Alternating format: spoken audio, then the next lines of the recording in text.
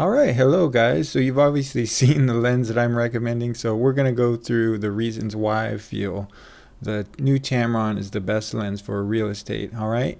So the first thing I'll talk about is just the sharpness and image quality is pretty much, I feel, the top in its class. Just as far as my older lens, which was a Tokina 12-28, I feel like it's better. It's quite a bit better than that lens in most respects. And I've seen samples of lenses like the Tokina 11-16, and I feel like this lens is right there with those top lenses. So it's really a quite good lens, and in terms of the image quality, and I think it's comparing with lenses that have a much smaller focal length, like I said, the 11-16, and it's comparing in image quality with those lenses. So that's a very valuable combination. All right. So this is shot with the new lens. I've just been really happy with it in terms of, especially when I'm getting over into the corners here, and just generally I've been very happy. I mean, this is a little bit of a hazy day, so maybe it wasn't the best photo to pull up, but I've just been very, very happy with the overall sharpness and colors and pretty much everything with the lens. Okay, and we're gonna get into more stuff, so let's see what we've got here. So you got the sharpness and the just overall image quality. And I feel like the focal length itself is really pretty much ideal. So I do feel like 10 millimeters is a little on the wide side. Personally, I try and stay 12 millimeters and above because I just think things get too out of whack when you shoot at 10 or 11. Maybe even 12 is kind of borderline. But having said that, 10 millimeters is very valuable because sometimes when I want to do like a fake tilt shift and I'm just cropping in post, when I get that extra little couple millimeters in the angle of view, I can crop in post, and that really allows me a lot of extra options. And I have a couple videos up about how you can simulate a tilt shift lens, and you'll see more what I'm talking about if you watch that video. And you just get that extra option of 1 or 2 millimeters zooming out, and you're able to crop and post simulating a tilt shift lens. Okay, so that's very valuable. And also those 1 or 2 millimeters can also really help when you get these really picky clients that want super wide. I have a good 10% of my clients really want to make like these small backyards look as ginormous as possible, and so 10 millimeters it's an easy call. You just turn your lens to 10 millimeters and do what they want, So you have that option with this lens is the point. In general, I'm not going to shoot 10 millimeters for my own preference. I'm going to try and stay maybe 13 and above, 12 if I have to. But like I said, it's really nice to have. So I think the focal length is ideal. All right.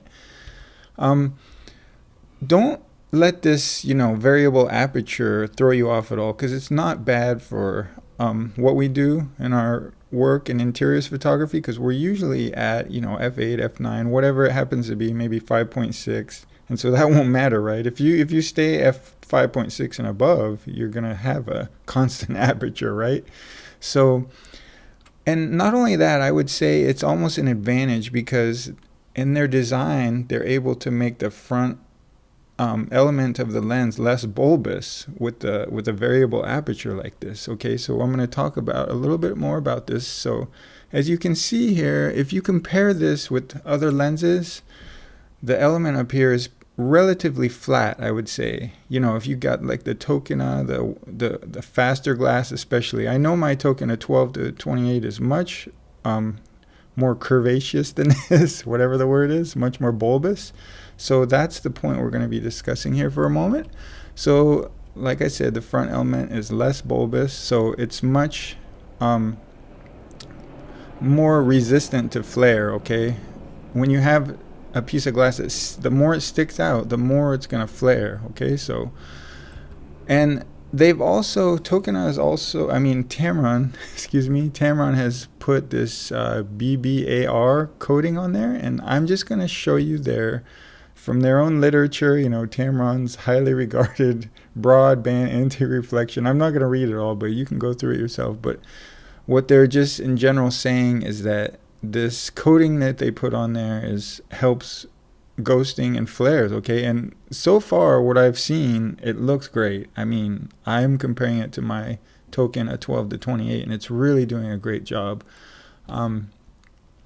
This is something that's very much important to interiors photographers, right? We get outside, especially and the sun's right behind the house, or it's a little above and behind the house, and it's just something that's very, very important to us. It comes up almost every day, right? The sun, we can't put the sun where we want it, so this is a big thing. And I think this is pretty much, personally at this point, I think this is probably the best lens in terms of handling this stuff, okay, this flare and ghosting. All right, and here's just a little quick, I mean, I just walked outside, and here's my Tamron, and I actually find this actually pleasing. You know, I could take that out if I wanted, and you know, it's looking great down here. There's a little something going on right here.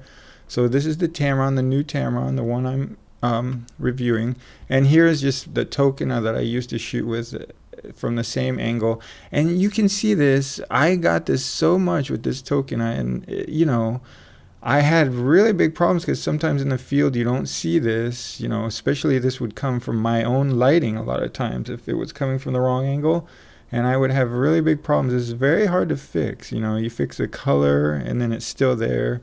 So it's something really that this lens is really pulled ahead in my opinion. All right.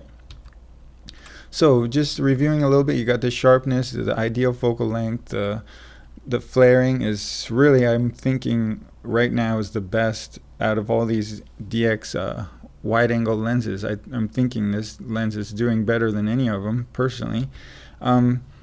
Let's just, you know, my question is, all this not enough already?